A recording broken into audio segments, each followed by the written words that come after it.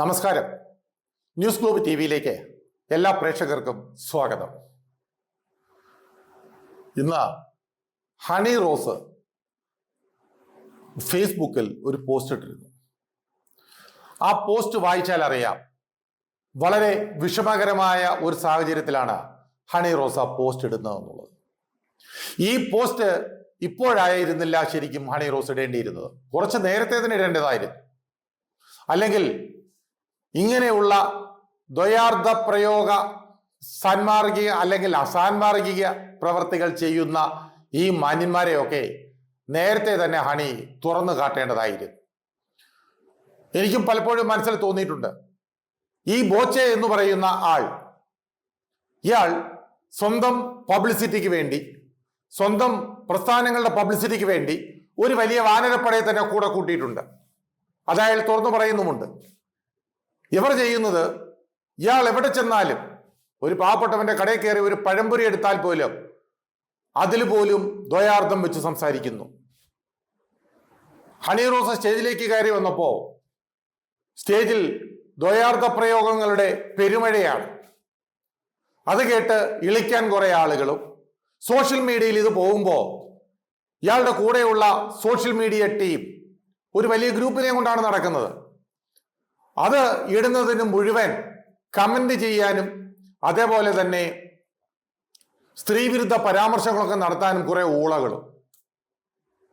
എന്ത് കണ്ടിട്ടാണോ എന്തോ, ആർക്കുമില്ലാത്ത എന്തെങ്കിലും പ്രത്യേകിച്ച് ഹണി റോസിനുണ്ടോ? ഹണി റോസ് വളരെ മാന്യമായി സിനിമയിൽ അഭിനയിച്ചു, വളരെ മാന്യമായി അവർ ജീവിക്കുന്നു. ഈ നാട്ടിൽ ഓരോരുത്തരും ഓരോ തൊഴിലുകൾ ചെയ്ത് ജീവിക്കുന്നത് പോലെ അവർക്ക് നിറയെ ഉദ്ഘാടനങ്ങൾ കിട്ടി, അവരതിനെല്ലാം പോകുന്നു, അവരവരുടെ രീതിക്കനുസരിച്ച് അവർ ഡ്രസ്സ് ചെയ്യുന്നു.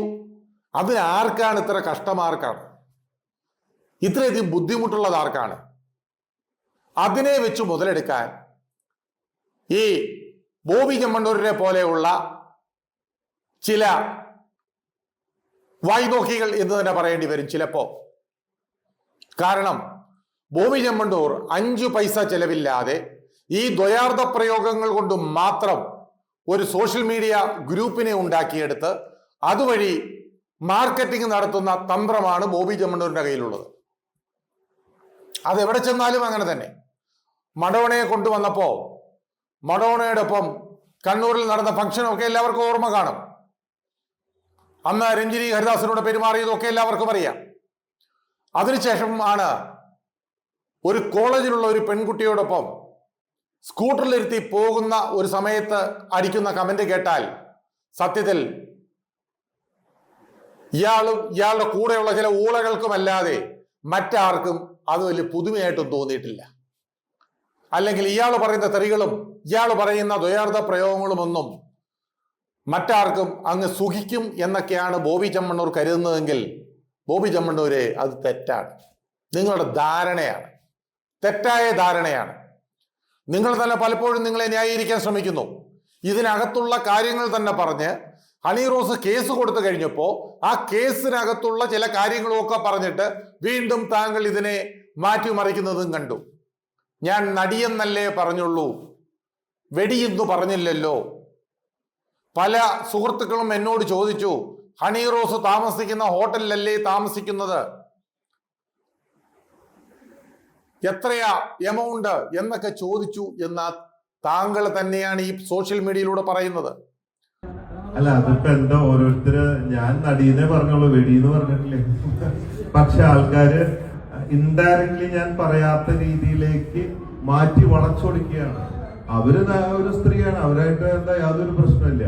ഒന്നാമത് ഈ എന്റെ സോഷ്യൽ മീഡിയയിൽ നോക്കി നടിമാര് വന്നു പോയാൽ തന്നെ പറയും, ബോച്ചെ അവിടെ ഹണി റോസ് താമസിച്ച് മറ്റേ ഹോട്ടലിലാണോ, ബോച്ചെ അവിടെ തന്നെയാണോ താമസിച്ച്, എങ്ങനെ കിട്ടുമോ, എത്ര, ഇങ്ങനെയൊക്കെയുള്ള ചോദ്യങ്ങളാണ് സത്യത്തില്. താങ്കൾ കരുതുന്നത് ഇങ്ങനെയുള്ള ചില വാർത്തകളൊക്കെ പടച്ചു വിടുന്നത് കൊണ്ട് ഹണി റോസിനോ അല്ലെങ്കിൽ തൻ്റെ കൂടെ വരുന്ന ഈ ഉദ്ഘാടനങ്ങൾക്ക് വരുന്ന സിനിമ നടികളൊക്കെ അങ്ങ് മോശക്കാരാണ്, അവരെ ഞാൻ എന്തു പറഞ്ഞാലും എവരാരും തിരിച്ചു പറയില്ല, ദ്വയാർത്ഥ പ്രയോഗം എന്തു വേണേലും നടത്താം. അത് സ്വന്തം വീട്ടിലുള്ളവരുടെ പേർക്ക് ചിലപ്പോൾ ദ്വയാർത്ഥ പ്രയോഗങ്ങൾ നടത്തിയാൽ അവരാരും തിരിച്ചു പറഞ്ഞു എന്ന് വരില്ല. അല്ലെങ്കിൽ നല്ല കയ്യൂക്കുള്ള ആങ്ങളമാരൊക്കെ ഉള്ള ചില പെൺകുട്ടികളുടെ ചിലപ്പോൾ ദ്വയാർത്ഥ പ്രയോഗങ്ങൾ നടത്തിയാൽ ചെവിക്കലിൽ അടി പേടിച്ചുകൊണ്ട് പോകും ബോബി ചെമ്മണ്ണൂർ. അതുകൊണ്ട് ഇനിയെങ്കിലും ഈ പണി നിർത്തുന്നതാണ് നല്ലത്. എന്തായാലും 10-38 പേർക്കെതിരെ കേസെടുത്തിട്ടുണ്ട്.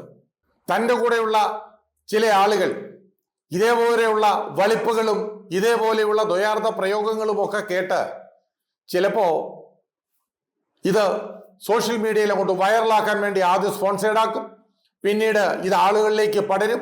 ഇത് പടരുമ്പോൾ ബോച്ചെ അങ്ങനെ പറഞ്ഞു, ബോച്ചെ ഇങ്ങനെ പറഞ്ഞു, ബോച്ചെ ചെയ്തത് കണ്ടോ.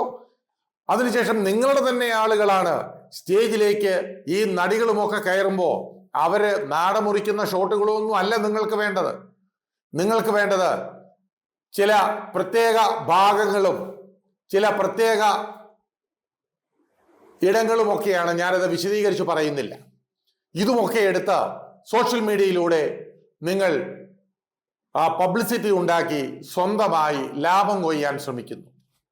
കുറെ ഊളകൾ ഇത് കണ്ട് കൈയടിക്കുന്നു, കുറെ ഊളകൾ കമന്റ് ഇടുന്നു. ഇതല്ലാതെ എന്താണ് സംഭവിക്കുന്നത്? ബോബി ചെമ്മണ്ണൂർ, നാണമില്ലേ നിങ്ങൾക്ക്?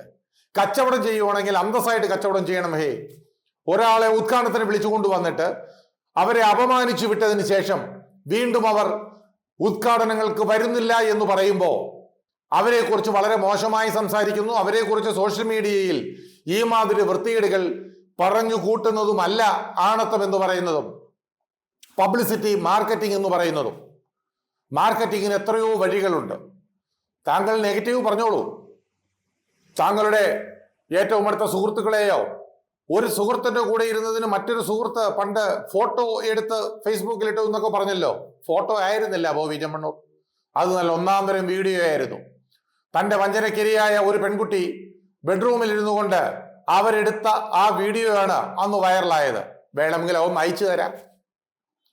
അതുകൊണ്ട് ന്യായീകരണങ്ങൾക്ക് ഒരു പരിധിയുണ്ട്.